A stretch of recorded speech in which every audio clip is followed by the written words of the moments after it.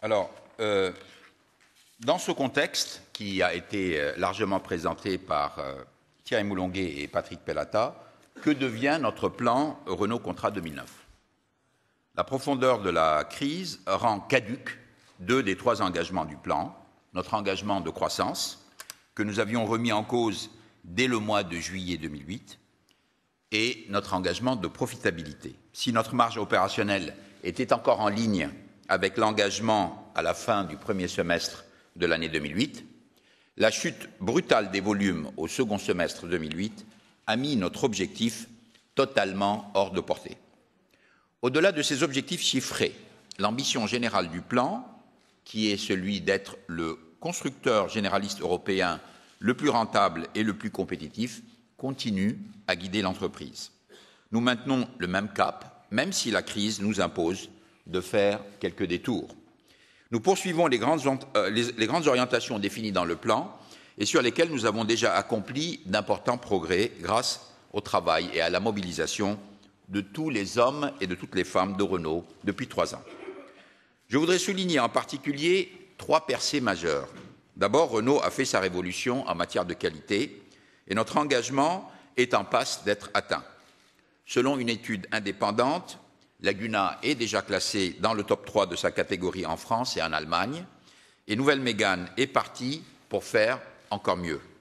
Grâce à ces progrès, et alors même que la garantie a été étendue à 3 ans pour certains modèles de la gamme, nos dépenses de garantie ont baissé de 500 millions d'euros par an sur les 2 dernières années.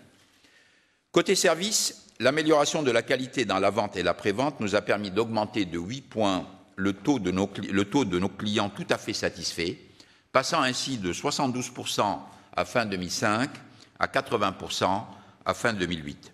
Ce bond représente 800 000 clients tout à fait satisfaits supplémentaires.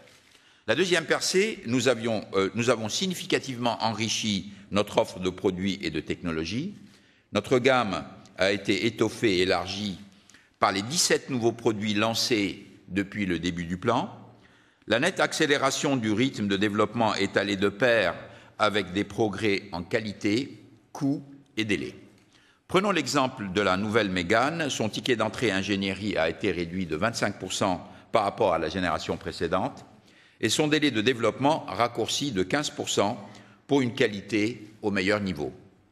Quant aux technologies, elles ont été principalement enrichies dans 2 domaines, la sécurité où Renault maintient son leadership en Europe et l'environnement avec le souci de proposer à nos clients des véhicules à la fois efficaces en matière de consommation et d'émissions de CO2 et abordables au niveau des prix. En 2008, 60% des véhicules vendus par le groupe émettaient moins de 140 grammes de CO2 par kilomètre en Europe, contre 48% en 2007, dont plus d'un tiers émettaient moins de 120 grammes. Troisième percée, la multiplication de nos sources de profitabilité. En 2005, les résultats de Renault étaient encore très dépendants d'un seul marché, la France, et d'un seul véhicule, Mégane. Aujourd'hui, Renault peut compter sur 3 piliers de profitabilité dans sa gamme.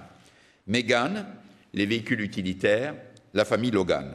Et sur une meilleure répartition de ces résultats par région, les ventes hors d'Europe représentant aujourd'hui 37% des ventes du groupe contre 27% en 2005. Ce sont des atouts solides sur lesquels Renault va pouvoir s'appuyer pour traverser la crise. La crise à laquelle l'industrie automobile doit faire face est, vous le savez, profonde. Elle risque d'être longue et va sans nul doute modifier le paysage de l'industrie dont elle met aujourd'hui en évidence certaines difficultés structurelles. Face à une crise de cette ampleur, l'enjeu est double pour Renault comme pour l'ensemble des constructeurs. Il s'agit d'abord, sur le court terme, de la traverser. Il s'agit ensuite, sur le moyen et le long terme, de se transformer pour s'adapter à une nouvelle ère automobile qui s'ouvrira après la crise. Voilà les 2 défis parallèles que notre industrie doit relever et pour lesquels Renault est déjà en ordre de marche. Sur le